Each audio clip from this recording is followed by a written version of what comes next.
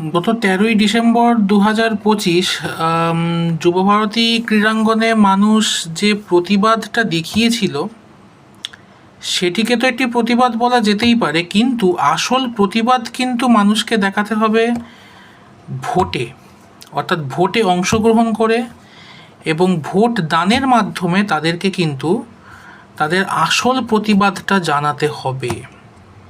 এবং তার জন্য আমি দেখেছি যে সেখানে অনেক মানুষ ছিল যারা কিন্তু আবাসনের বাসিন্দা, অর্থাৎ হায়ার সোসাইটির মানুষ।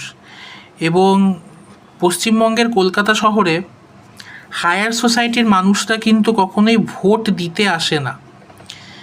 কাজেই তাদেরকে কিন্তু এই 2026-এর ভোটে কিন্তু পার্টিসিপেট করতে হবে।